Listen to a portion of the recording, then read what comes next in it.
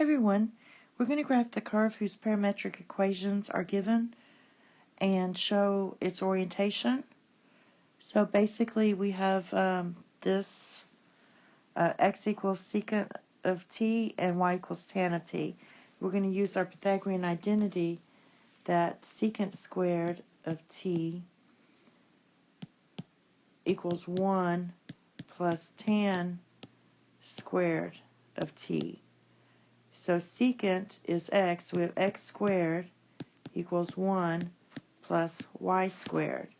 Or you could say x squared minus y squared equals 1.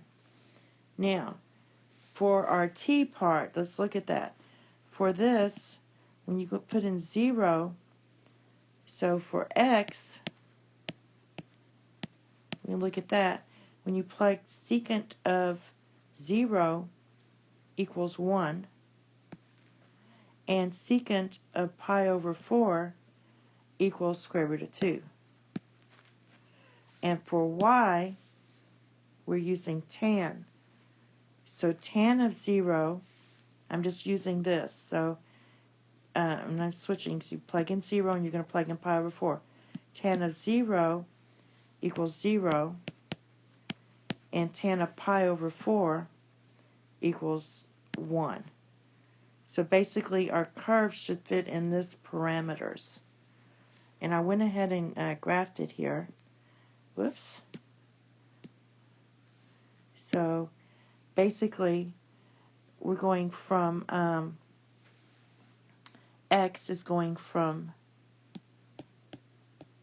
1 to square root of 2. So that's this area. I don't know how proportional is. And our y is from 0 to 1. So that's this part right in here. That's our y part. Alright? And I'm going to take that out because it looks awful. But anyway, so there's your curve. Now the orientation is to the right here because it's from 0 to pi over 4.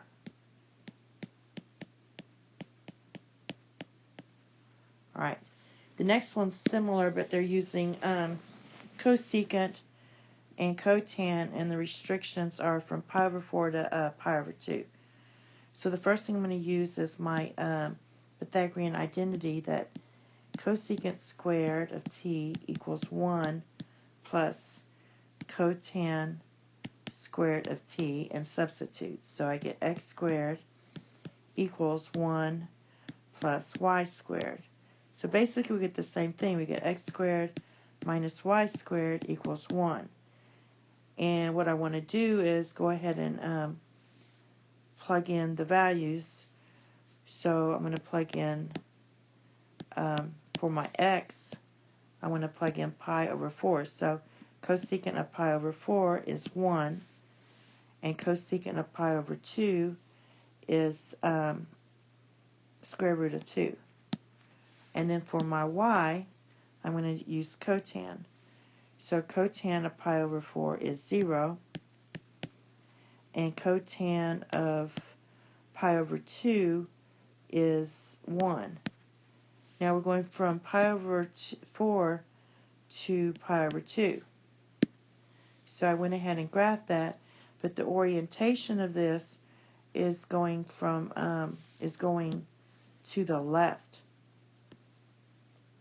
It's going down, because when you're plugging the points in, that's what's going to happen. All right, so that's the orientation. Okay, thank you. The last one we're going to do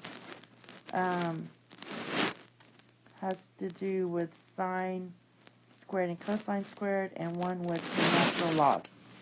Thank you and have a nice day. Bye-bye.